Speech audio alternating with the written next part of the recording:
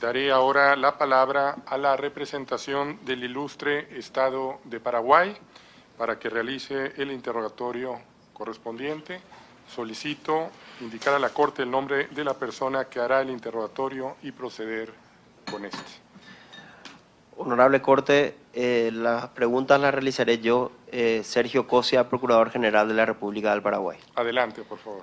Antes que nada, saludar a la Honorable Corte, ilustres representantes de la Comisión, ilustres representantes de la querella, señor secretario. En primer término, quisiera saber si me puede responder el testigo. Si él asistía regularmente a la Fiscalía para revisar la causa penal caratulada como Saturnino Gamarra y otros sobre privación de libertad, tortura y otros.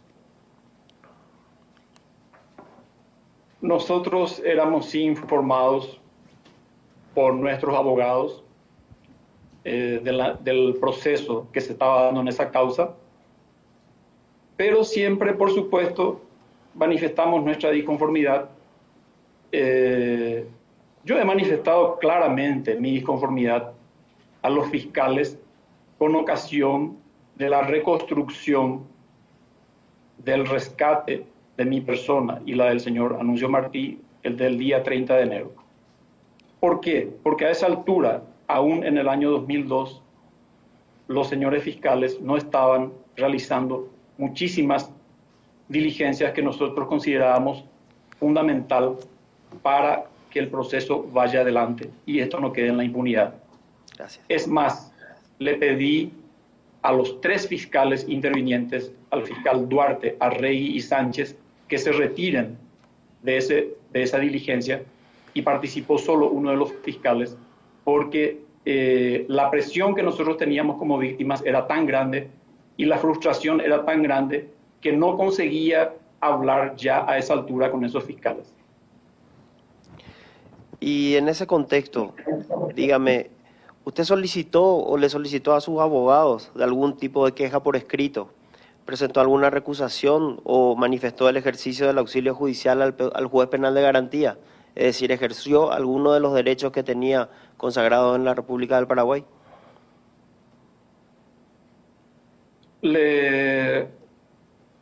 Bueno, señor presidente de la Corte, en respuesta a la pregunta del representante del Estado paraguayo, voy a decir lo siguiente.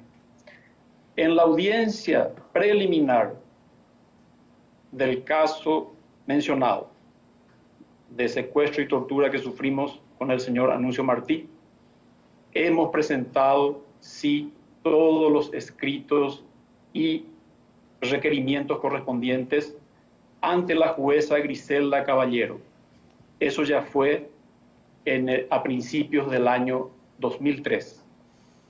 La jueza Griselda Caballero, recuerdo, tomó una decisión de remitir de nuevo el expediente ante la falta de acusación de los fiscales. Tomó la decisión de remitir de nuevo el expediente a la Fiscalía General del Estado porque esta jueza de garantías consideraba que sí existían elementos incriminatorios que podían servir de base a un juicio oral y público. Entonces, siempre estuvimos, pero nosotros no somos los titulares de la acción penal.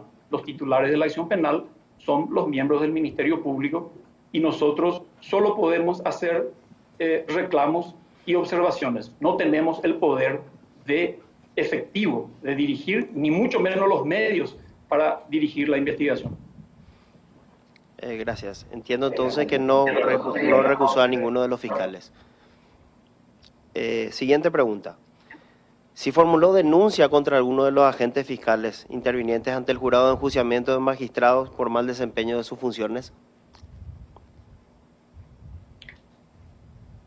No presentamos porque no valía la pena, en el sentido de que ya en instancias, como le señalé ahora, del juzgado de garantías a cargo de la jueza Griselda Caballero, tuvimos un punto de apoyo, pero lamentablemente la estructura del Ministerio Público no quiso realizar ninguna acusación, por lo tanto ese proceso quedó sin acusación y fue cerrado después por un problema técnico, no porque la Corte Suprema de Justicia como en cierta medida se señaló, haya creído que no habían elementos de juicio para llevar ese proceso a un juicio oral.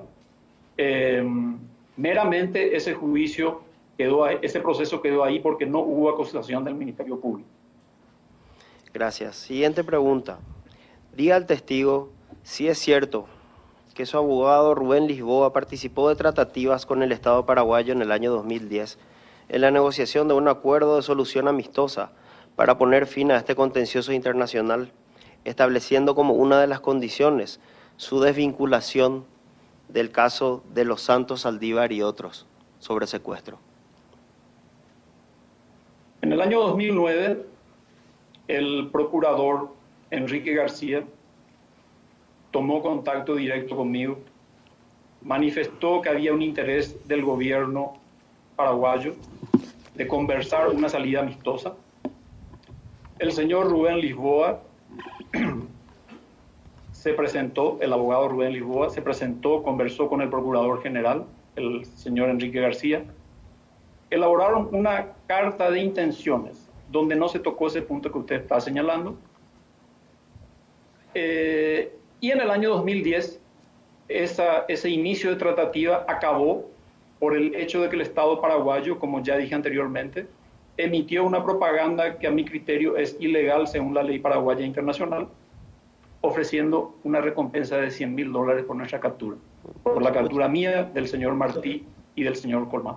Gracias. Señores, honorable Corte, nada más a los efectos de dirigirme a ustedes a fin de manifestarle que obra en su poder el documento que acaba de mencionar que sí ocurrió, que sí existe. Y en el punto 2, en el punto 3 dice: la resolución de la nulidad absoluta en la instancia de la Corte Suprema de Justicia del Paraguay del proceso fiscal abierto por el Ministerio Público en contra de los señores Juan Arrón Schubert, Anuncio Martí Méndez, Víctor Antonio Colmán Ortega, habida cuenta de que dicho proceso fue instaurado en violación flagrante de sus garantías constitucionales. Relata el doctor Lisboa que los mismos secuestrados fueron secuestrados y torturados por funcionarios policiales y militares del Estado para que ellos mismos se incriminen en hechos delictivos. Esa era una condición del acuerdo, que ellos sean... Agente, estamos en la etapa del Sí, interrogatorio, nada más para la señalarlo. etapa de los alegatos finales, ¿no? Yo no te preguntas por parte de acá. Muchas gracias. Muchas gracias a usted. Gracias a la representación del ilustre Estado del Paraguay. Muchas gracias al señor declarante. Señor Juan Arrón, ¿nos está siguiendo? Estoy siguiendo, señor presidente. Muy bien, muchas gracias. Corresponde ahora el interrogatorio a los integrantes de este tribunal, si así lo desean, a la jueza y jueces. Señor juez Ricardo Pérez Manrique, pregunto si desea intervenir. Adelante, por favor. Buenos días, señor Arrón. Buenos días, señor juez. Yo quería que usted nos contara qué sucedió entre el 30 de enero del 2002, fecha en la cual usted y su compañero resultan ubicados, y el momento en el cual usted obtiene el estatuto de refugiado en Brasil. ¿Qué pasó en Paraguay? Y especialmente que me cuente cuáles fueron las razones que lo llevaron a solicitar el estatuto de refugiado en Brasil. ¿Está claro? Está clara la pregunta, señor juez. Bueno, fíjese usted, es un dato de la realidad actual y siempre ha sido así. El Foro Económico Mundial del año 2018 calificó al Paraguay en cuanto a índice de confiabilidad de su sistema judicial en el lugar número 133 entre 137 países. En una escala del 1 al 7, el Poder Judicial paraguayo obtuvo un índice de 2.1. Siempre tuvimos problemas con nuestro sistema judicial. La falta de acusación el Ministerio Público, en este caso, que afectó a mi persona y a la del señor Anuncio Martí, era un signo grave, un signo peligroso para que yo siguiera residiendo en la República del Paraguay. Nosotros ejercimos un derecho que tiene cualquier ciudadano de cualquier país de pedir protección internacional. Y lo hemos hecho en ese sentido, porque no había garantías con toda la presión que nosotros teníamos dentro del territorio paraguayo, no había garantías para nuestra integridad física, psicológica y para la integridad de nuestras propias familias. Y fue así que decidimos pedir el estatus de refugiados políticos en Brasil bajo protección de las Naciones Unidas. No sé si respondí a su pregunta, señor. Parcialmente. ¿Usted me puede precisar la fecha en que deja Paraguay, en que se va de Paraguay? Sí, exactamente el 11 de agosto del año 2003. Bien.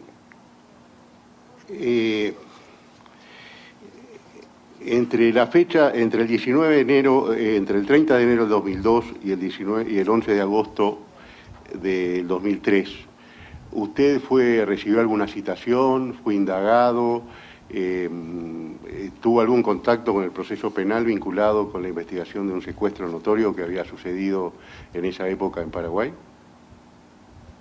Sí, efectivamente, yo tenía un abogado defensor. Seguí, por supuesto, las instrucciones de mi abogado defensor. No se ha participado de muchos procedimientos por haberlos considerado violación del debido proceso. Es más, el secuestro del cual yo fui víctima, un 17 de enero del año 2002, fue con el objetivo de que yo y el señor Anuncio Martí nos autoinculpemos de ese hecho criminal y, según constan en declaraciones de altas autoridades que yo pude después conocer, después de que fui rescatado, y que coinciden con las presiones que yo estaba recibiendo junto con el señor Martí bajo tortura, de que ese hecho formaba parte de un plan para desestabilizar a la República, para incendiar la República, etc. Todo eso consta en los escritos que nosotros hemos presentado. Entonces, esa acusación contra mi persona y contra la persona del señor Anuncio Martí se inició a partir de nuestro secuestro, y bajo esa situación y bajo esa condición pretendieron que nosotros nos autoinculpemos de ese hecho. En esos aproximadamente 8 meses que van desde que a usted lo encontraron en esa casa, a usted y a su compañero, y el momento en que usted sale para Brasil, ¿usted tuvo que concurrir a declarar? ¿Fue citado por la Fiscalía? ¿Qué tipo de acciones hubieron de parte del Estado paraguayo hacia usted en relación a la investigación de este hecho? Me llamaron a declarar, sí, pero por instrucciones de mi abogado yo no brindé ni una declaración en ese caso en específico. O sea, usted concurrió y dijo que no declaraba. Exactamente, por instrucciones de mi abogado yo no presté declaración en ese hecho. Muy bien. Otra pregunta. En el escrito de la comisión, en el escrito de sus representantes, afirman contundentemente que quienes habrían participado de esa etapa en que usted estuvo privado de su libertad habrían sido agentes del Estado paraguayo. Yo le voy a pedir que usted nos cuente cuáles son los elementos que lo llevan a usted a la convicción de que las personas que participaron fueron agentes del Estado paraguayo. Bueno,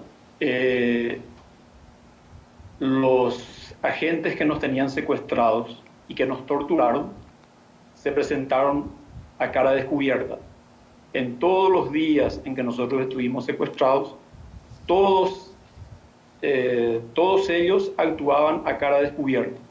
Como dije al principio, yo no conocía por nombre a ninguno, excepto uno que yo identifiqué el día 18 de enero del año 2002, que era un militar al cual lo había visto en un momento dado en la antesala del despacho del ministro Silvio Ferreira, en una oportunidad que yo había concurrido al Ministerio de Justicia y Trabajo. De todos los demás yo no conocía su nombre, solo al ser rescatado y al verificar publicaciones de la prensa de los supuestos agentes que a nosotros nos estaban buscando por un hecho punible, estaban buscándonos en diversos puntos del país, esos mismos agentes en su gran mayoría eran los que a cara descubierta eran responsables de nuestro secuestro y que en diversos momentos actuaban dentro de la custodia que hacían de nuestras personas dentro de las casas y los locales donde estuvimos secuestrados. Entonces fue a partir de eso que yo identifiqué que ellos eran agentes de la policía principalmente. O sea que a posteriori usted lo fue individualizando a esas personas como agentes del Estado paraguayo, a posteriori de la privación de libertad que sufrió. Exactamente, señor juez, a posteriori, incluso muchos meses después, como el caso del agente policial que me trajo un celular para que me comunique con el ministro del Interior, el señor Julio Faneo. Bien, muchas gracias, señor presidente, muchas gracias, señor Argón. Muchas gracias, juez Ricardo Pérez Manrique. Pregunto al juez Patricio Pazmiño Freire si desea realizar alguna pregunta. Gracias, señor presidente. Sí. Adelante.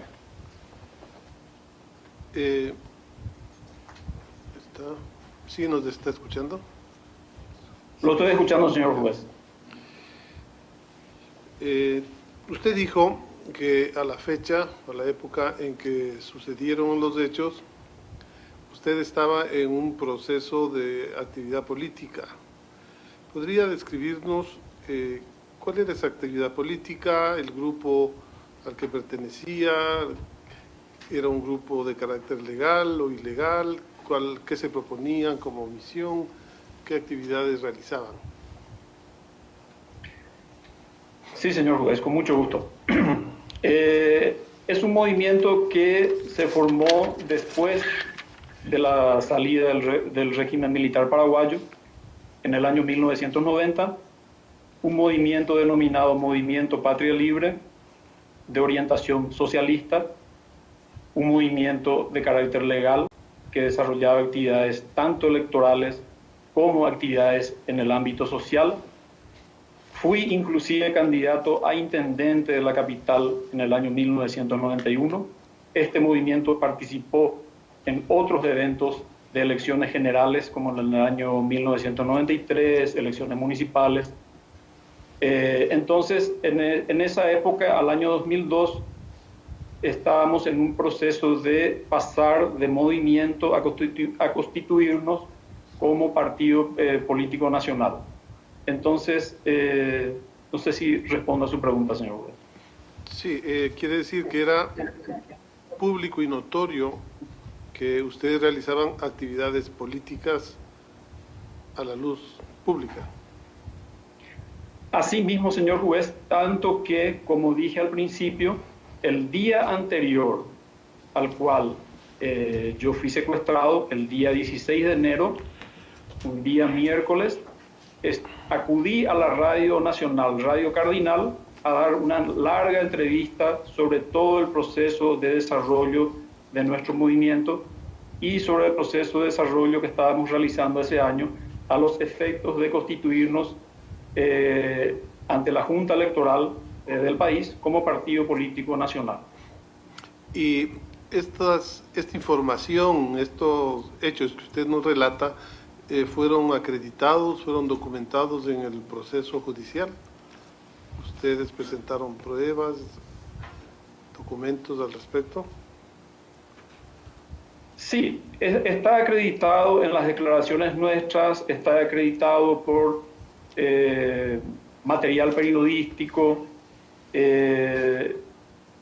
Efectivamente, está documentado. Eso es de conocimiento público y más aún, fue muy notorio porque cuando nosotros desaparecimos y que en realidad fuimos secuestrados el 17 de enero del año 2002, hubo una sospecha desde un inicio sobre la falsedad de las acusaciones que pesaban contra nuestras personas, porque nosotros éramos, si bien no éramos líderes nacionales altamente reconocidos, éramos sí dirigentes reconocidos en los ámbitos sociales.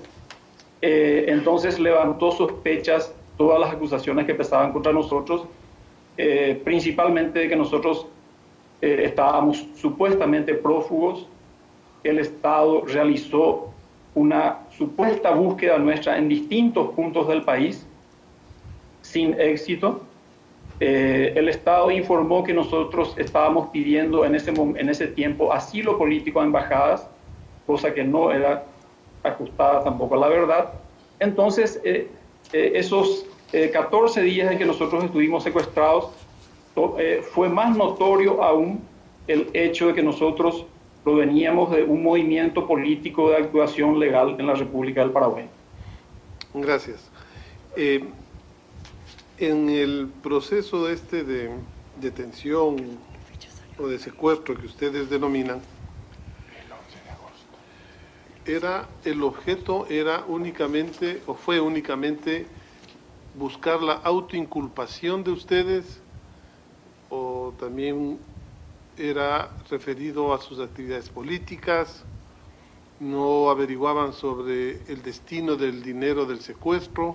¿Qué era lo principal que en estas, no llamaría interrogatorios, pero en este estado en el que ustedes se encontraban, cuál era el objetivo principal o los objetivos principales que buscaban quienes les retenían? Bueno, el objetivo principal era la autoinculpación y de que aquel hecho criminal formaba parte de un plan de desestabilización y de que si supuestamente el dinero producto de ese hecho criminal sería utilizado para acciones políticas de desestabilización del gobierno nacional. Fue muy claro desde un principio cuál fue el condicionante. Yo tenía que firmar esas declaraciones e involucrar a otras facciones políticas, incluso más importantes que la nuestra, porque nuestra facción política, nuestro movimiento político, era un movimiento aún pequeño, en crecimiento, en desarrollo. No teníamos representantes parlamentarios, pero lo que se pretendía con nosotros era establecer una cabeza de puente hacia otras facciones políticas más fuertes, más importantes, y ciertos empresarios que en aquella época estaban enfrentados al gobierno. Entonces, se nos pretendió utilizar para ese cometido, pero nosotros en ningún momento, yo en ningún momento, el señor Martí tampoco, en ningún momento accedió a firmar esas declaraciones, porque evidentemente iba a ser una declaración falsa y no correspondía. ¿No había particular interés en saber el destino del dinero? No, en particular no. El interés principal se centraba en, como le reitero, señor juez, en firmar aquellas declaraciones. Esa versión del interés monetario es una versión que lógicamente existió, pero fundamentalmente provino de los mismos agentes responsables de nuestro secuestro y tortura para tratar de desvirtuar en cierta medida los hechos de los cuales nosotros fuimos víctimas. Usted ha afirmado insistentemente que fueron objeto de torturas, de tratos crueles. ¿Por qué razón, luego de que quedan libres, optan por ir a certificar su situación física con un médico privado y no fueron a una entidad pública de salud? Señor juez, le explico la situación. Cuando nosotros fuimos rescatados, fue un momento de confusión, de tensión. Nadie está preparado para enfrentar una situación como esa. Y yo, cuando me preguntaron, dije, yo tengo seguro en este hospital, vamos a este hospital. Además, porque era un hospital privado, yo me iba a sentir más seguro que en un hospital público, por cuanto que los propios agentes del Estado, nosotros visualizamos que eran responsables de la situación por la que habíamos pasado. Entonces fuimos a ese hospital privado, se constituyeron 13 médicos para hacer la revisión médica, y dentro de esos 13 médicos, señor juez, estaban presentes 3 médicos del Estado. Si mal no recuerdo, eran 2 médicos que actuaban en la Corte Suprema de Justicia de Paraguay y un médico del Ministerio Público.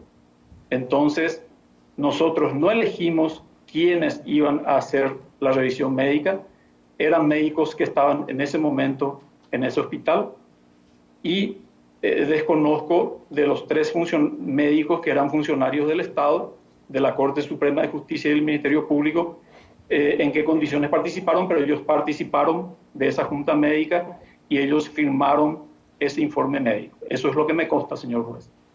Y en el proceso, ¿usted logró o pidió, solicitó que se homologue judicialmente esos certificados médicos? ¿O cuál fue el valor judicial probatorio que usted demandó de ese certificado? Mire, yo esa parte legal no sabría responderle exactamente, pero lo que me consta es que ese informe médico en ningún momento fue cuestionado por el Ministerio Público de Paraguay.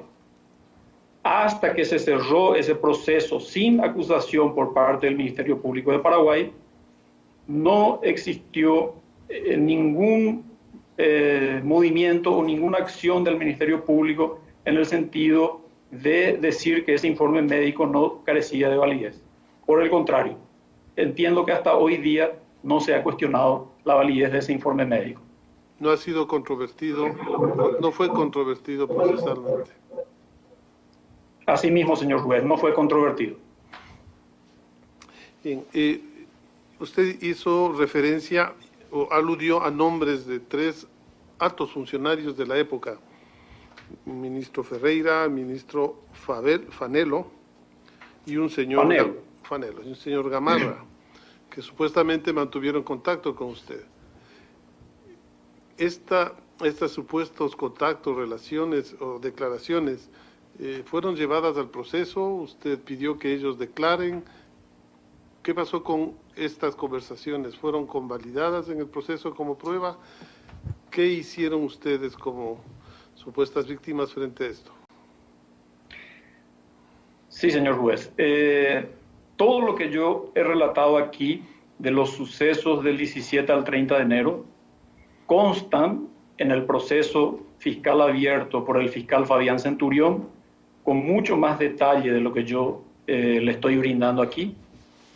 Pero, como ya señalé, muchas diligencias no fueron llevadas a cabo porque el Ministerio Público no las quiso llevar adelante. Por ejemplo, reitero, la primera casa donde nosotros estuvimos secuestrados, que comprobadamente se verificó que era propiedad en aquel entonces del subcomisario Antonio Gamarra, no fue hecha la reconstrucción en esa casa. En esa casa, como dije al principio, me llevaron en la madrugada del viernes 18 de enero. Había rastros de mi sangre porque me sangró profusamente la nariz. Vomité agua producto de la tortura en inmersión en un río. Habían rastros de mi cabello. Permanecimos en esa casa secuestrados aproximadamente 4 días y en esa casa el Ministerio Público se negó a hacer la reconstrucción de los hechos. Entonces, nosotros como víctimas, como dije al principio, no tenemos los medios, los recursos ni la atribución legal para forzar al Ministerio Público a que haga eso, pese a que era de notorio conocimiento. Fue un hecho de carácter de repercusión nacional, delante del cual el Ministerio Público, nosotros consideramos, no actuó con la debida diligencia para esclarecer los hechos. Gracias. El acuerdo de solución amistosa del 2009 surgió por iniciativa ¿de quién? ¿De ustedes o de representantes del Estado?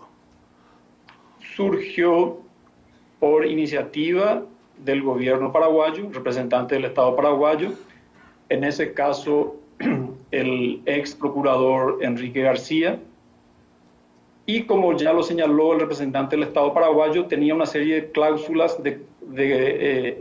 no eran cláusulas precisamente, era como un acuerdo de intenciones. Es muy probable que sea correcto lo que señaló el representante del Estado, de que haya incluido un párrafo sobre la nulidad del proceso por el cual nosotros éramos acusados. Es muy probable. Yo no recuerdo exactamente todos los términos porque además no participé de esa reunión, no participé presencialmente, participó solamente nuestro abogado Rubén Lisboa. Perfecto. Voy terminando, señor presidente. ¿Por qué razón afirman ustedes, o se afirma, que fueron liberados o que fueron rescatados? Es decir, debería entenderse que si uno es liberado o rescatado es por una acción policial, una acción externa que va, ingresan, los recuperan.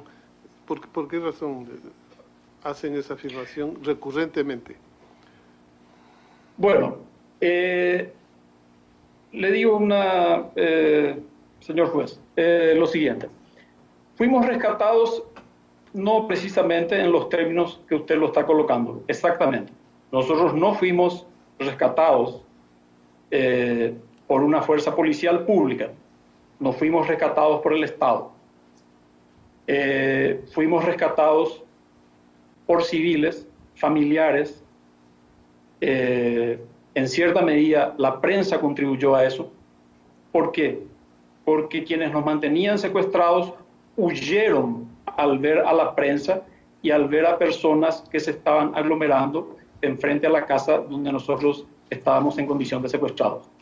Entonces, como usted lo dice, señor juez, no es propiamente dicho un rescate en los términos legales, pero sí es una liberación y, de cierta forma, un rescate promovido por personas de civil, en este caso, por familiares nuestros, con participación inclusive de personas de organizaciones de derechos humanos, inclusive el vicedefensor adjunto del pueblo de aquella época, que impidió que en las penosas condiciones físicas y psicológicas en las cuales nosotros fuimos encontrados en esa casa, nos llevasen detenidos y sí nos llevasen a un centro asistencial donde nuestras garantías fuesen respetadas.